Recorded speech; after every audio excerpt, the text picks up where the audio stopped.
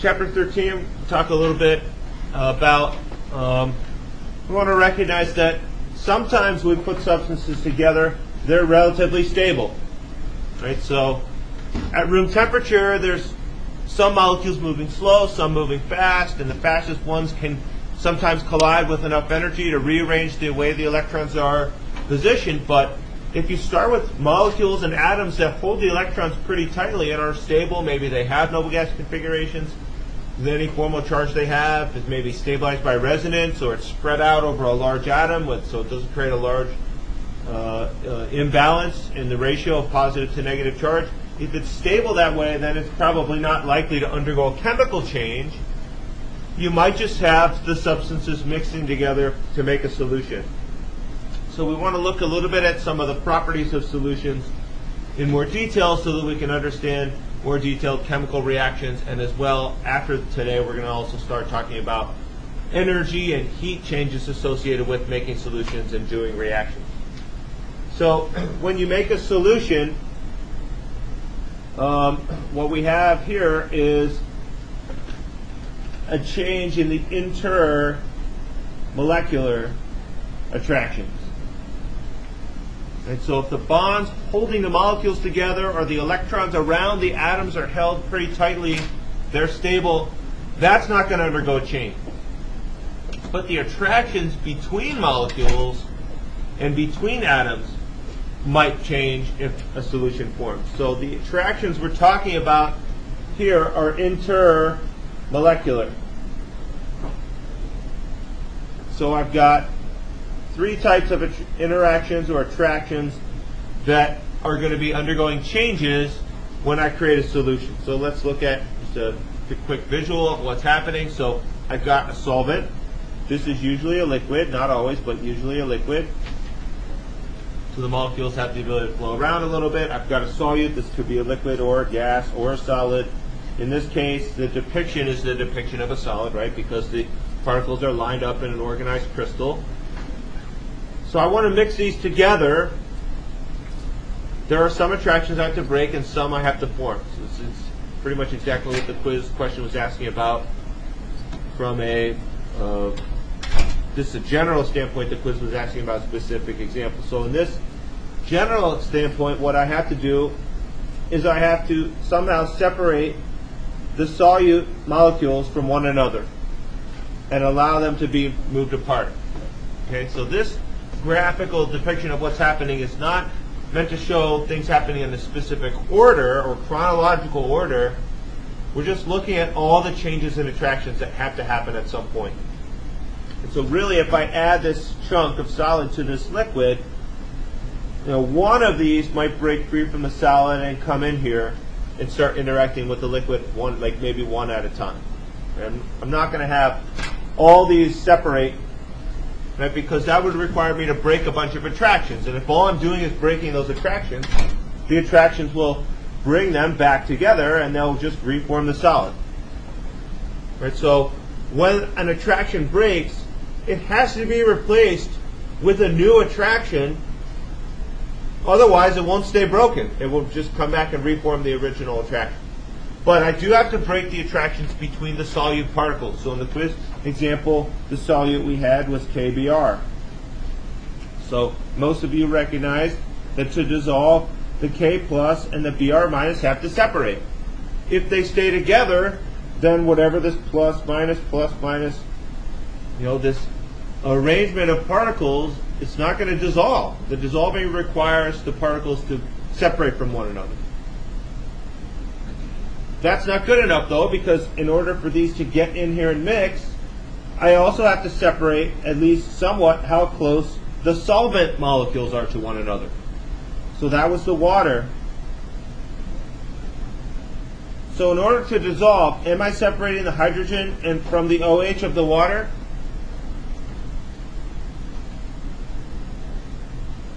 No, that would be a chemical reaction. That might occur if I add an acid or a base. But KBr is not an acid or a base. It doesn't have an H+, so it can't be an acid. The base, part of it, you could consider the Br minus might look like a base because as a negative it could pick up an H+. But this is a halide. You know, these halides are really stable with the negative charge, and especially as I go down, they become more and more stable because the larger the atom, the more positive and negatives I have. If I disturb that stable, balanced positive to negative ratio by adding just one extra negative, it's still, the ratio isn't disturbed much. So with a BR having 35 positives and one extra negative, 36 negatives, the ratio of positive to negative is still very close to 1. It's still relatively balanced. So that's not unstable. Our negative is much more unstable in a smaller atom, like an oxygen with the negative is a strong base, right? So if you see the halides, especially as you go down the periodic table, and that's really for any of the elements, as you go down the periodic table, they're much more stable with a slight imbalance in charge as you go down. So this is not going to break up the water. What has to break is not the individual water molecules, but the attraction between two different water molecules. So what I'm breaking here are the hydrogen bonds between one water molecule and another water molecule. So here I have to break an ionic bond. Here I have to break just some of the hydrogen bonds between the water molecules so that they can get separated just enough, or just enough of them, not all of them, but just enough for the ions to start coming in here and forming attraction. So I've got to break the solute ionic bonds. That was here. So that's step 1. Step 2, Step 2, I've got to break the solvent attraction. And when water is your solvent, that's the hydrogen bonds primarily between the water molecules. So again, it's not happening necessarily in this order. What will really happen is one of these ions will come over, it will break off and start to form some new attractions and sneak its way in between the waters by breaking a few hydrogen bonds between the water. But then, once that happens, I get to form new attractions. So those were the attractions I have to break. The attractions I get to form, most of you recognize, were the ionic or the ion dipole attraction. So there'd be partial negative attracting the positive and partial positive attracting the negative of the Br minus. So the net change in energy, which we'll talk more about energy in the next class in chapter 10, the net change in energy has to do with all the relative strength of those attractions. We've talked a lot about energy already. We're going to really cap that off with the last chapter, chapter 10, later this week and next week. But we know that anytime I break attractions, that requires the system to absorb energy, right? I have to overcome whatever those attractions are. I've got to put some energy in to overcome those attractions. And then anytime I form attractions, that's energy released, because the law of conservation of energy, if I'm going to break something and then form it and go back to my original state, I'm going to release that energy that was absorbed when the attractions were broken. But in this case, the new attractions are different from the old attractions. So the new attractions might release less energy than was required to break the old attractions, or in other circumstances it might release more energy. It all depends on what the individual particles are and how strong the attractions were to begin with versus how strong the new attractions are when they're forming. This question of energy involved also determines whether the dissolving will even occur. Because if the new attractions are nice and strong, then the randomness created by the motion of the liquid moving around will help things mix together. And I'll get the solution, a thoroughly mixed mixture of substances to form. But if maybe for some reason these ions are really attractive, maybe instead of having just a +1 and a -1, I've got a +2 and a -2. The more charge I have, the stronger these attractions will be on the solute side. So if these attractions are really strong and I break some of them and then get things to mix together, if these ions are really strongly attracted, they'll just come back. And they'll reform the solid. And so I won't be able to get thorough mixing. And so it's all about the relative strength of the attractions. We'll see more of a visual description of this. And we'll talk about what delta H is and enthalpy when we discuss chapter 10. So that's what we're saying. What we're saying is, depending on the individual types of attractions that have to break versus the ones that form, that will determine whether the mixture is homogeneous, which is a solution, or heterogeneous, which is not a solution. Right? So if you're asked, why is this salt dissolving in water? Why does NaCl dissolve readily in water? Why does AgCl not dissolve readily in water? It has to do with the strengths of the attraction. So if I put these in water, initially the water molecules are close together, and initially these ions attract. Right? So I've got some initial attractions. If those are too strong, then even if I break them and get things to mix, if those attractions are really strong, then the ions or whatever's attracting is just going to come back together, and it won't stay mixed thoroughly. It will re-separate. Right? So when these sodium and chloride ions, which really don't attract each other too strongly, separate, the waters can surround them with their partial charges and keep them apart. Right? So the water's partial negatives would surround this, the water's partial positives would surround this.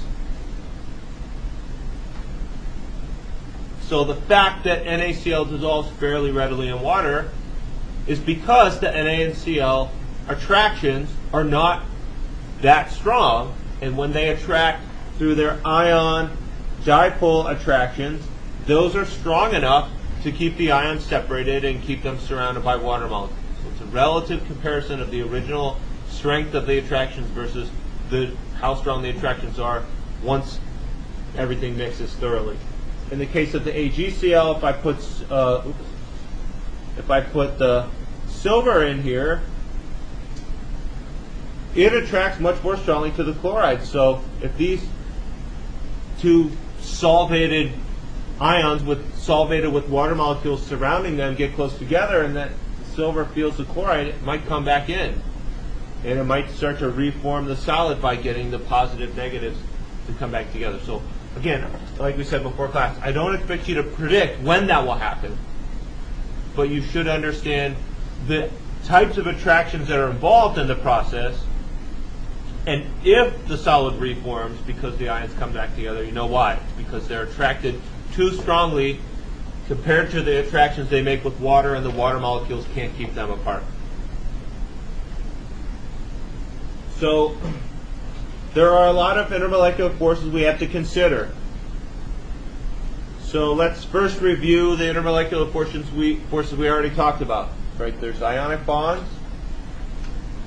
Right, that's between two full charges. Those are really strong. We did talk about ion dipole, but I'll save that because we're going to talk about that in more detail here. So I'll just mention it. The ion dipole is when you have a partial charge attracting a full charge.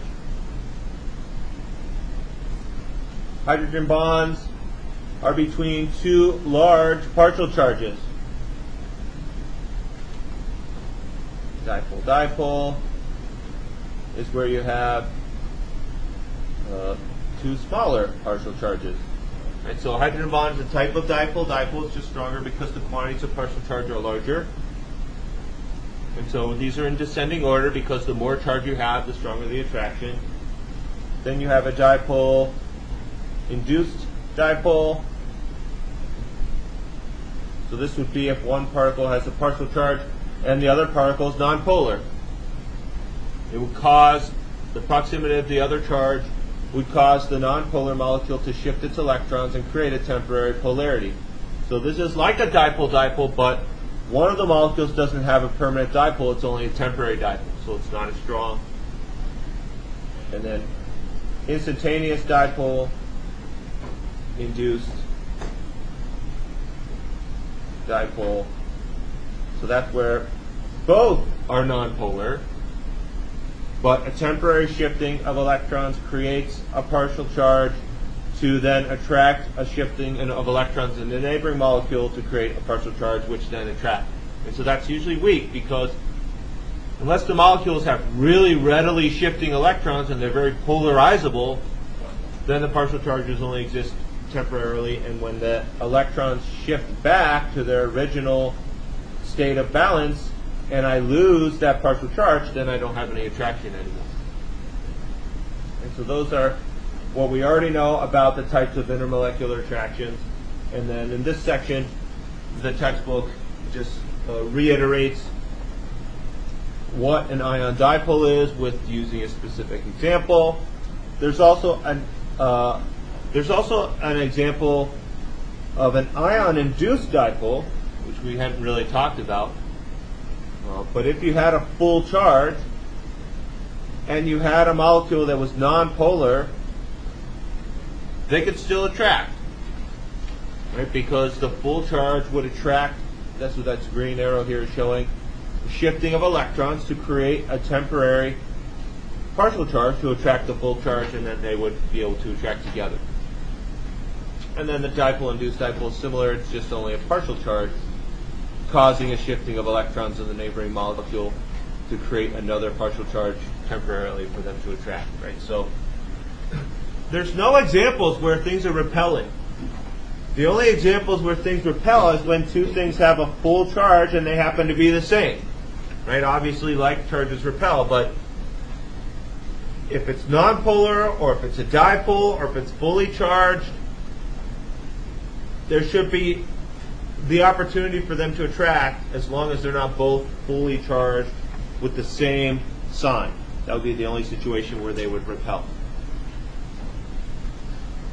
So this allows us to predict when solutions will form and when solutions won't form, which is really valuable.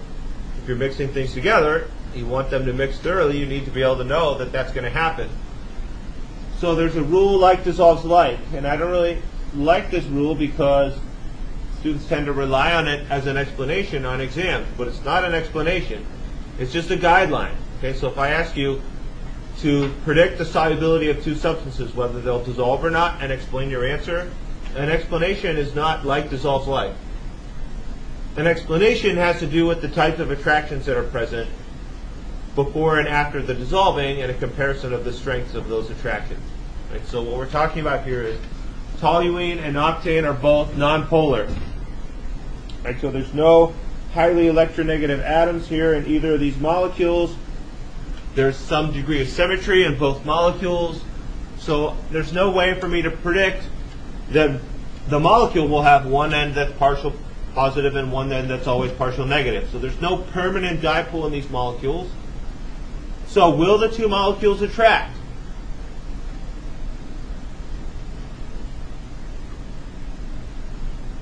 What type of attraction will they experience?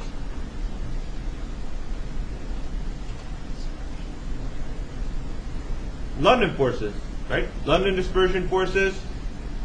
So I might temporarily create an instantaneous dipole on one, and an induced, that will cause maybe an induced dipole on the other.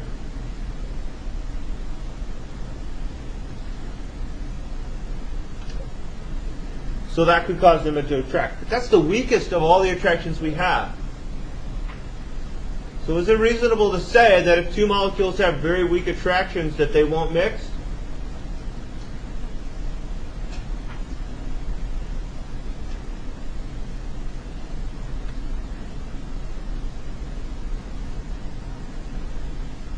How can we predict whether liquid toluene and liquid octane will mix in one layer or whether they'll form separate layers when I put these two liquids together?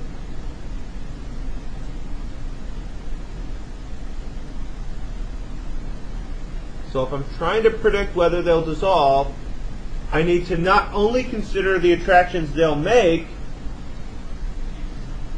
but I need to compare the strength of those to the original attractions that were there.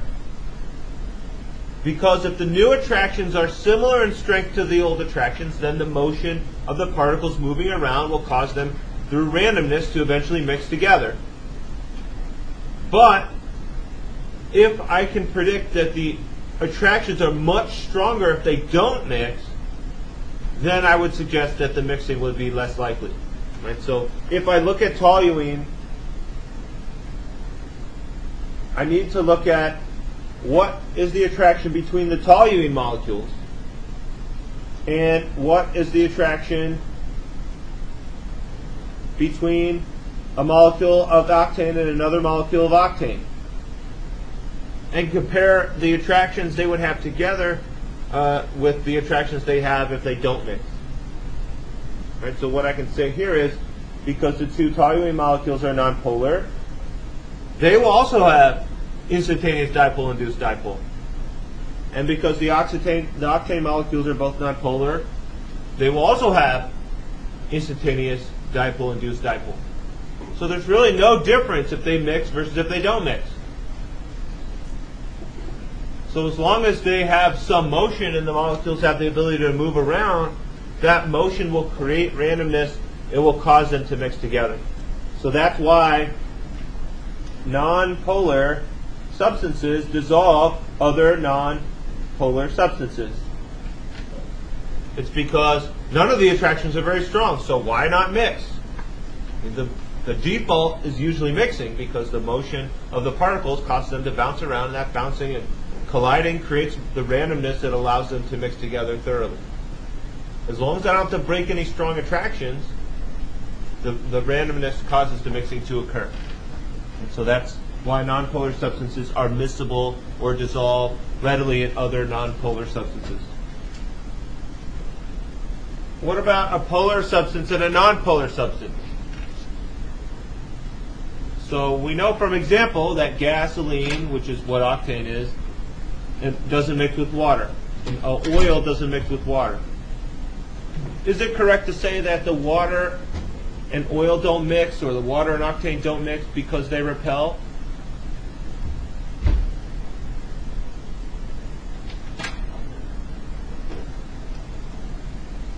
No, the only thing we said repels is two full charges of the same sign.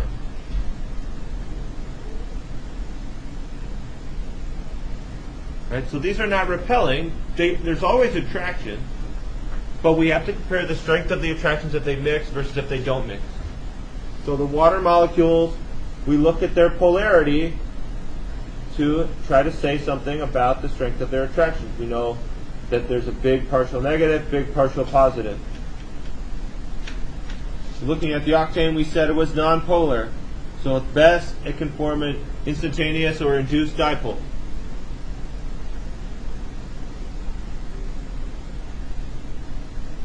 So let me ask you this. Will the attraction between water and octane be stronger or weaker than the attraction between toluene and octane? Which will be stronger?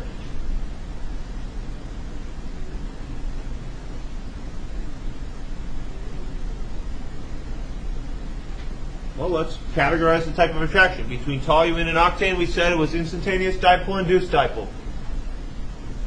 Between water and octane, it's dipole-induced dipole. That's stronger.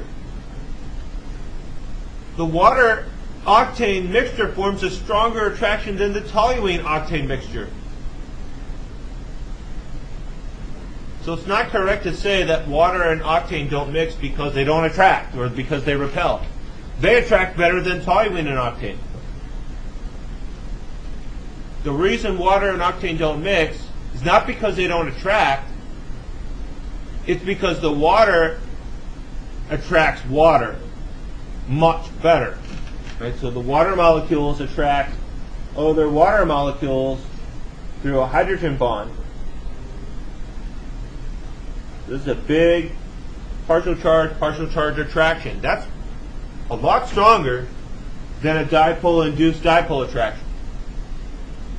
So from the point of view of the octane, it would love to mix with the water because the octane attraction is only an instantaneous dipole-induced dipole. It's the weakest type. The octane doesn't attract the octane very well at all.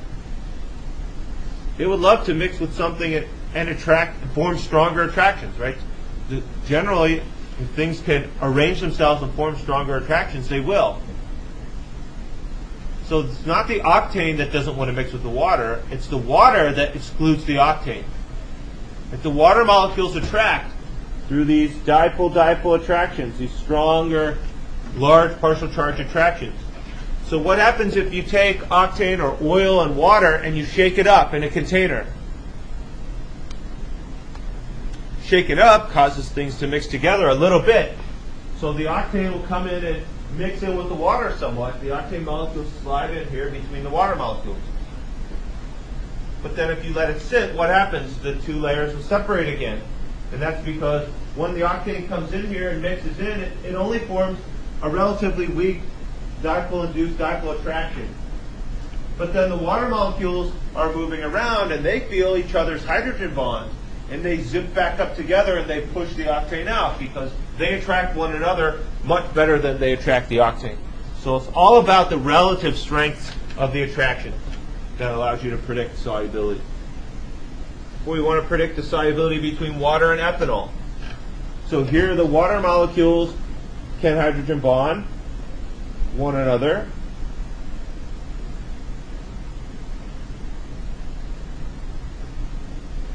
The ethanol molecules can hydrogen bond one another because they also have an OH.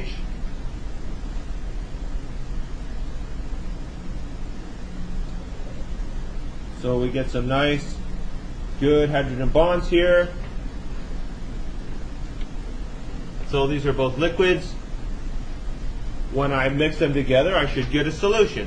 I should get thorough mixing because I've got to break these hydrogen bonds, I've got to break these hydrogen bonds, but then I get to form new hydrogen bonds between the water and the ethanol. So if the new attractions are similar in strength to the old attractions, then the motion created by the liquid and the randomness created by that motion will cause things to mix together thoroughly. So you can mix ethanol and water in any ratio and you'll get one layer. They won't separate into two layers. Right? To get two layers to form, to get some liquid to separate from another liquid, there has to be a pretty big difference in the strength of the attraction.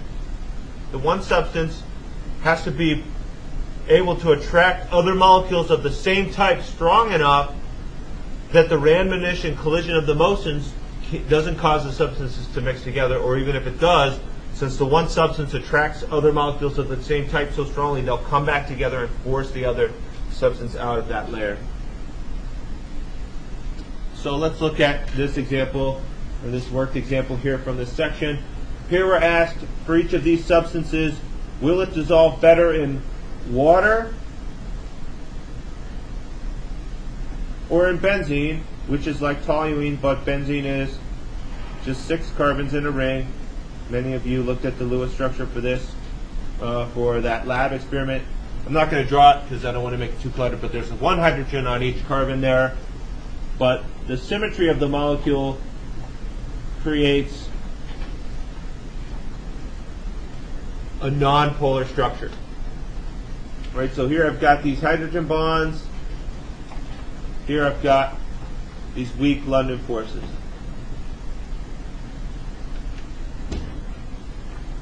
So which of those two liquids will bromine molecules be more soluble in?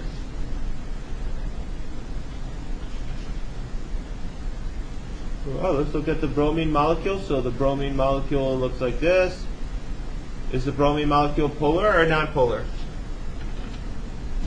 It's nonpolar. There's no difference in electronegativity between the bromine atoms.